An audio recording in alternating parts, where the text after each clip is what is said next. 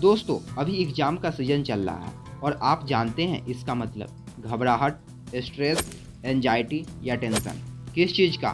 बस syllabus complete करने का। आप फील कर रहे होंगे आखिर ये सिलेबस ख़त्म ही नहीं हो रहा और अगर ख़त्म भी हो जाए तो इफ़ेक्टिव वे से याद ही नहीं रह पाता। आप बस पढ़ते और बस पढ़ते जाते हो और ये सिलेबस सुबह से शाम तक रटते जाते हो बट इफ़ेक्टिव वे से याद ही नहीं रख पाते हो। सो डोंट वरी दोस्तों, बिकॉज आज हम कैनन लिपोर्ट की मोस्ट एंड सबसे powerful book how to become straight a student book से एक इफेक्टिव स्ट्रेटजी बताऊंगा जो एक एवरेज से एवरेज स्टूडेंट, चाहे वो स्कूल या कॉलेज में हो, वो कम पढ़ाई करके भी हाई स्कोर कर सकता है एंड अपने फोकस एंड कंसंट्रेशन पावर को भी बूस्ट कर सकता है with less study more achievement. And also 80 to 20 principles भी जानेंगे कि कैसे 80% स्कोर कर सकते हैं बाय 20% स्टडी और effort, not through hard work बल्कि थ्रू स्मार्ट वर्क। पहले हम सिलेबस के इम्पोर्टेंस या रोल को समझते हैं कि आखिर हमारा सिलेबस क्यों ज़्यादा मैटर करता है किसी भी एग्जाम्स में, चाहे आप स्कूल्स के एग्जाम दे रहे हो या कॉलेज, ग्रेजुएशन या फिर नीट ही क्यों ना हो। अगर हम टॉपर की बात करें तो आखिर वो टॉपर कैसे बनते हैं? उनका जवाब ये कहता है कि टॉपर हमेशा सिलेबस के अकॉर्डिंग ही चलते हैं। यहाँ रोड पे चलने की बात नहीं कर रहा हूँ बल्कि अपने स्टडी के बारे में बता रहा हूँ और साथ के साथ सिलेबस ही कोई भी सब्जेक्ट का रोड मैप होता है जिनके थ्रू आप एक्सपेक्ट करते हो कि आपके पास टोटल इतने सिलेबस हैं एंड आपको इन सारे सिलेबस को इतने टाइम में पूरे करने हैं। एंड अगर आप सिलेबस के अकॉर्डिंग चलते हो तो आप जल्दी से एंड कम समय में अपना इम्पोर्टेंट टॉपिक्स एंड क्वेश्चंस को इजीली कवर कर सकते हो। सो अब बात आती है कि आखिर इन सिलेबस को कैसे कंप्लीट करें और भी simple, easy and fast way से। सो आज मैं ऑथर कैनन लिपोर्ट की book how to become straight a student book से 5 ऐसे स्ट्रेटजी बताऊंगा जिसके थ्रू अपने पहाड़ जैसे सिलेबस को बहुत ही इजी एंड इफेक्टिव वे से कंप्लीट करके एग्जाम्स में हाई स्कोर कर सकते हो। So let's begin. First, be organized with your syllabus. आप एग्जाम से पहले पूरे सिलेबस को कंप्लीट कर सकते हो यदि आप selective and most important questions पे ज़्यादा फोकस करोगे एंड आप पूरे सिलेबस को एक बाइट में खाने से बचे। इसे प्रायोरिटी के बेसिस पे डिवाइड कर दे, कौन से क्वेश्चन सबसे ज़्यादा मोस्ट इम्पोर्टेंट है। अब आप मोस्ट इम्पोर्टेंट क्वेश्चंस कैसे आइडेंटिफाई करोगे, इसका आंसर आगे बताऊं। देखो, हम एक ह्यूमन है ना कि रोबोट कि हम एग्जाम से एक दिन पहले पूरा सिलेबस को ही लाइन बाय लाइन रट जाए और उसे घोल कर पी जाए। बट यहाँ कुछ एक्सेप्शंस है। ये उनके लिए टफ नहीं होता जो एग्जाम्स के कुछ दिन पहले से स्मॉल क्वांटिटी में रेगुलर बेसिस पे स्टडी करते हैं, बिकॉज उनके लिए सिलेबस का लार्ज बाइट खाने से बेस्ट है कि इसका छोटा छोटा निवाला खाया जाए और यही स्टूडेंट रियली टॉपर बनते हैं। सॉरी, ये बातें आपको थोड़ा हर्ट कर सकता है। एग्जाम से एक दिन पहले पढ़ने वाले कभी टॉपर नहीं बनते। अगर आपको रियलिटी टॉपर एंड एक गुड स्कोरर बनना है तो आपको उसके लिए धीरे धीरे ही सही बट आपको कंसिस्टेंसी बेसिस पे स्टडी करना होगा।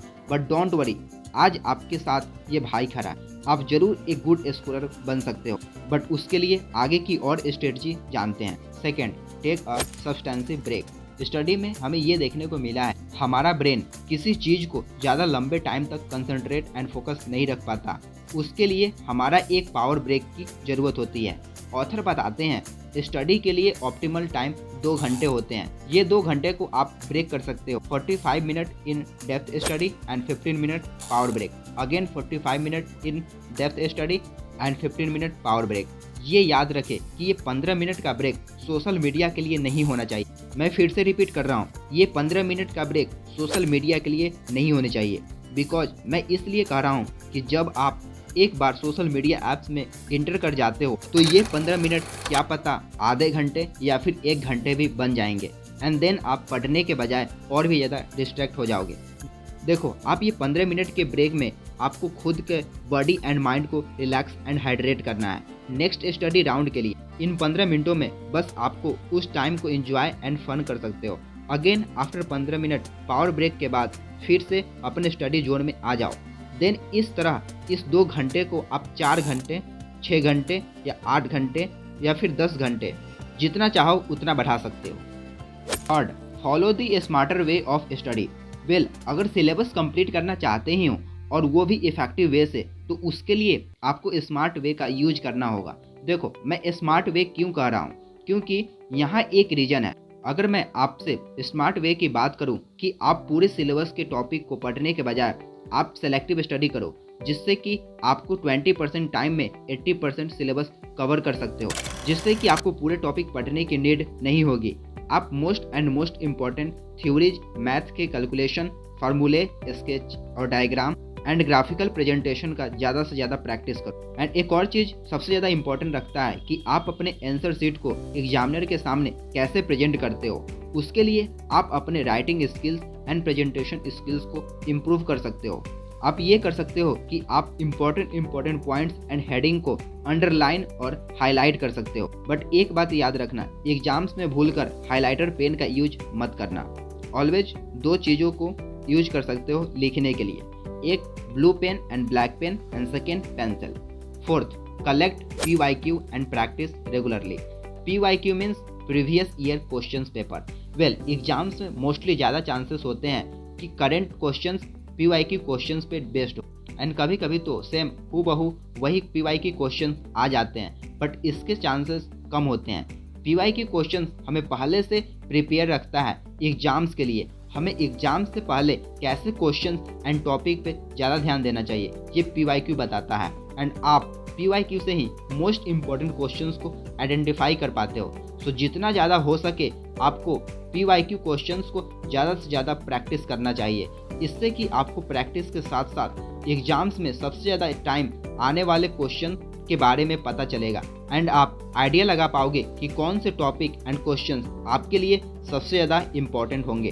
तो ये हुआ ना स्मार्ट तरीका पढ़ने का, कम टाइम में ज़्यादा पाने का। एंड आप अपना 80% सिलेबस इन्हीं 20% एफर्ट्स के साथ साथ कंप्लीट कर सकते हो। नाउ अब last but not least strategy की तरफ बढ़ते हैं, that is make a revision time table. हम में से बहुत से लोग एग्जाम से एक दिन पहले इतना ज़्यादा प्रेशर एंड स्ट्रेस के साथ दिन रात पढ़ते हैं, बट मोस्टली उस स्टडी से हम 50 to 60% ही स्कोर कर पाते हैं। देखो, आप वीडियो में बताए गए सभी स्ट्रेटजी को फॉलो कर भी लोगे, बट अगर लास्ट एंड 5th स्ट्रेटजी को मिस कर दोगे तो मे भी आप एवरेज स्कोर ही कर पाओगे। बट अगर लास्ट स्ट्रेटजी यानी रिवीजन कर लिए तो ट्रस्ट मी, आप एवरेज क्या एक्स्ट्रा ऑर्डिनरी स्कोर कर सकते हो विद हाइयर रिजल्ट। वेल, मैं आपको पूरा सिलेबस लाइन बाय लाइन पढ़ने के लिए नहीं बोल रहा हूँ, आपको बस क्विक रिवाइज करना है। अपने जो टॉपिक में कन्फ्यूजन है या जो अटक रहा है उसके क्विक रिवाइज कर लो। बस एक बार ब्रीफली अपने सिलेबस को समराइज एंड रिव्यू करने, देन अब आप पूरी तरीके से वेल प्रिपेयर्ड हो अपने एग्जाम्स में हाई स्कोर करने के लिए। दोस्तों, ऑलवेज बी रिमेंबर, एग्जाम्स को एग्जाम्स की तरह ले। Don't be panic, stress and don't take too much pressure. Just chill and just do it. Really you can do anything अगर आप एक बार दिल से चाह गए तो। सो फाइनली ये थे 5 strategy to fastest way of study, जो कि कैल निपोट की इस बुक से मैंने बताया है। सो कैसे लगी ये video, do comment. So well, अगर ये स्ट्रेटजी अच्छी लगी तो वीडियो को लाइक, शेयर, कमेंट और सब्सक्राइब करके इस चैनल को ग्रो करवाने में सपोर्ट करो, एंड बेल नोटिफिकेशन को ऑन कर लीजिए ताकि आने वाले वीडियो मिस ना हो। Thank you so much for giving your time. Take care.